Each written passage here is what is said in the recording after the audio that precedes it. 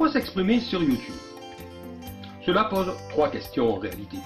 La première question, c'est pourquoi, dans quel but? À quoi cela sert-il?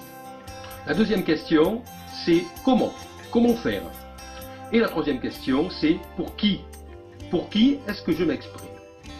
Alors dans l'ordre, la première question, pourquoi? Nous constatons que nous vivons dans un monde d'incommunicabilité. Les gens ont du mal à parler entre eux. Les gens ont du mal à s'exprimer et à exprimer ce qu'ils ressentent, ce qu'ils veulent dire. Pour plusieurs raisons. Cela ne tient pas forcément à l'autre.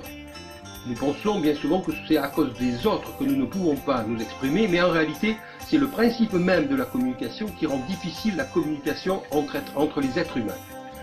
Nous nous exprimons et nous déformons notre pensée lorsque nous nous exprimons en cherchant nos mots afin d'être le plus proche possible de ce que nous voulons dire. Et ensuite, la personne qui nous écoute comprend avec son esprit, son état d'esprit, sa psychologie, et ne va donc pas forcément comprendre très exactement ce que nous voulons dire. Parfois même, elle va comprendre à côté. C'est ce que l'on appelle l'incommunicabilité. Communiquer est donc quelque chose qui n'est pas facile, et bien souvent, nous bavardons plutôt que de parler.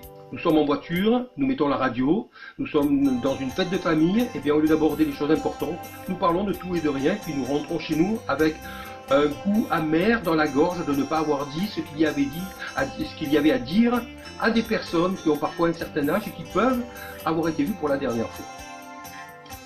YouTube permet donc de communiquer d'une manière relativement précise, dans le sens où, quand nous parlons avec quelqu'un, comme nous l'avons vu juste avant, il y a ce problème de la difficulté de communiquer et de se faire comprendre. Lorsque nous parlons, pour faire une vidéo sur YouTube, nous sommes généralement seuls avec nous-mêmes.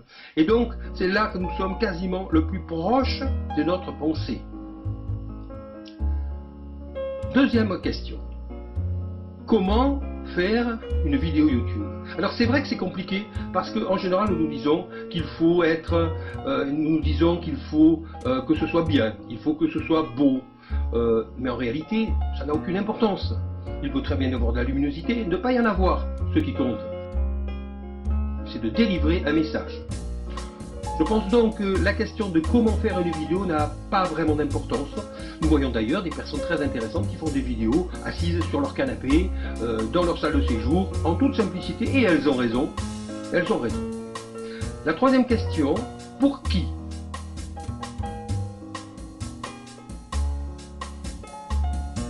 Alors, cette question est importante dans le sens où nous avons tous de la famille et nous avons constaté que lorsque nous étions enfants, nous avions nos parents avec qui nous parlions, qui nous parlaient, et puis qu'un jour nous avons pris notre envol, nous sommes partis de la maison, et puis finalement nous nous sommes éloignés de nos parents, et qu'il y a peut-être une certaine incommunicabilité, voire une communication factice de surface qui s'est établie, qui fait que nous n'arrivons plus à communiquer vraiment de manière satisfaisante.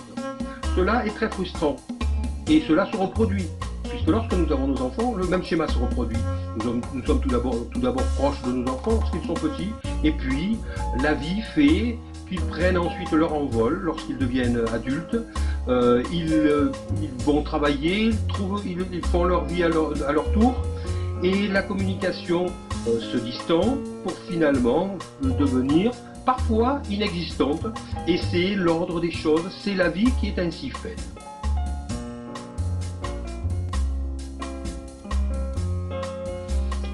Faire des vidéos YouTube donc permet de laisser des messages à des personnes avec qui nous ne communiquons parfois pas beaucoup, voire pas du tout.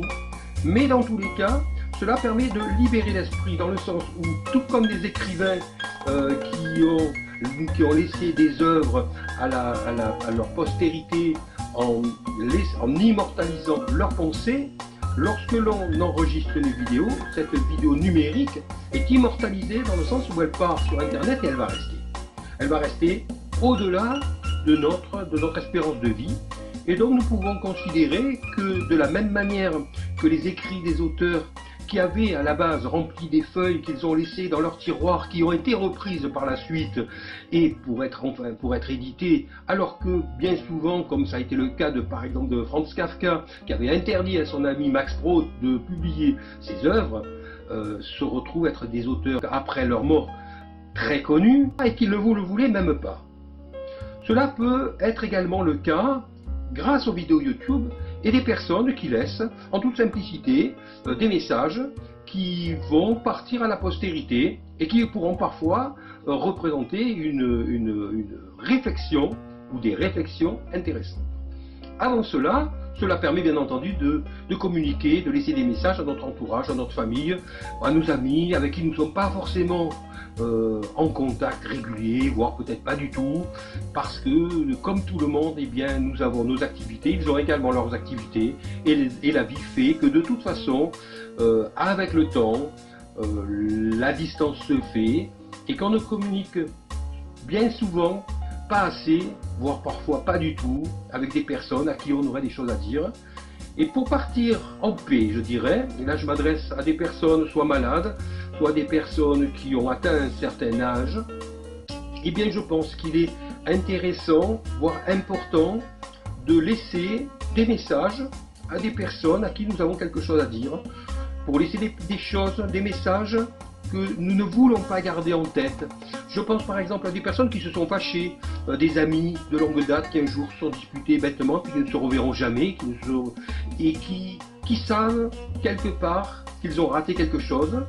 Eh bien, c'est une manière d'exorciser ces séparations et de pouvoir partir par la suite en paix, l'âme sereine. Merci.